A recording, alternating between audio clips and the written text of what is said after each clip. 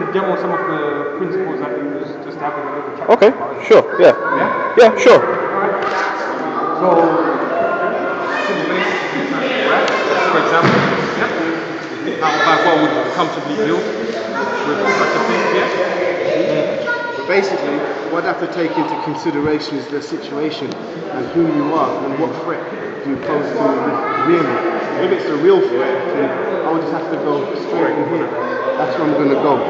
I'm not going to play. I'm going to go straight in the island. That's going to like weight the grip. And obviously come all in one with a strike.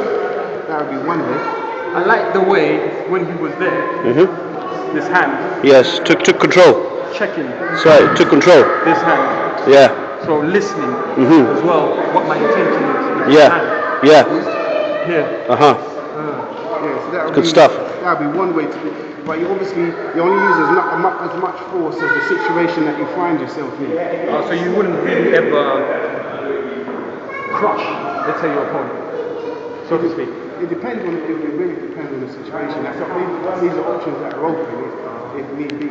I guess mantis is a bit more vicious. Yeah. Because by principle, if someone was in a similar situation with a grab for us, we would literally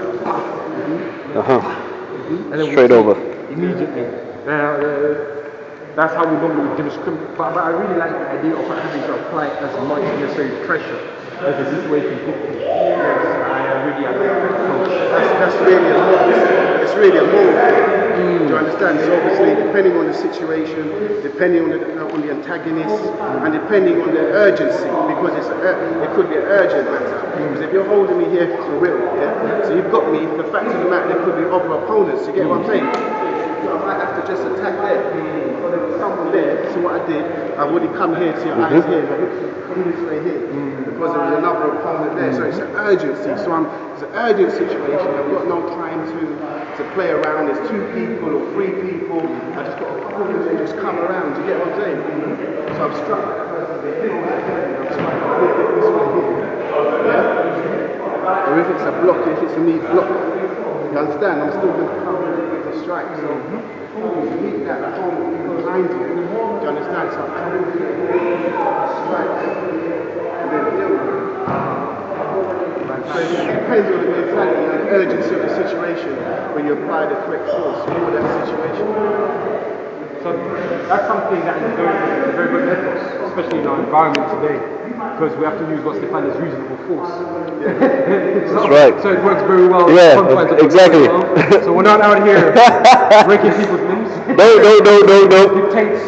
You hear that, Mr. Policeman? Oh, that's right, officer. Hope you got that one, mate. It wasn't self-defense. Right, lads. Yeah. No. He's a good gentleman. Yep. Well, we've got Mr. Swords here as well. I'm asking a typical base case scenario, which is very typical for street scenario. This is not choreographed, by the way.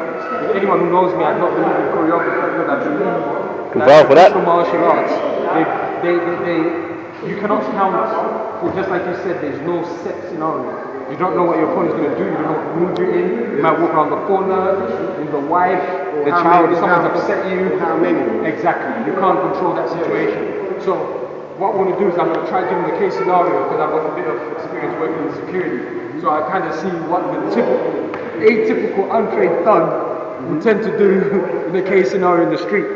And they do this, there's psychology behind it, there's a reason why they do this. So an untrained person has never fought in the street before. They will think that's nonsense, I'll come in with that old back style, but we all know that doesn't, it's not the real thing. Simple techniques work on the street. The simpler the technique, a well-trained street fighter will use simple, direct techniques. Yeah? That's why you can notice when I was talking to him before, I always started from the clinch, from the grab, which is a typical thing, because a lot of street fighters would come in, grab, because the moment they know they've got the grab, they're in a good range to complete the smash, especially if you're going to fight the sprouty little guy who dances about. You don't want to waste time, you want to be chasing him because you're not in a ring. Yes, because in that scenario, for instance, it's all about trying to use the correct energy. Do you understand? Because if something's happened, then you have an opponent that is potentially aggressive. Yes. Okay, so you have the option of allowing your center to be open, or to actually try and pacify an individual. And I would just pacify them like this by saying, it's okay. Do you understand? Okay, just calm calm down, you know, there's no need for us to go in this direction that we're going. So from here, if I've got my hands up already, and this looks like it's quite passive, because from here it's like projecting, like, stop.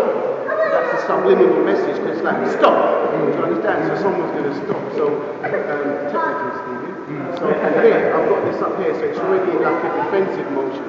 So first of all, if the person's going to punch me, he's going to have to, if he's going to try and sucker punch me, he's going to have to come through my passive, which in effect is actually defensive.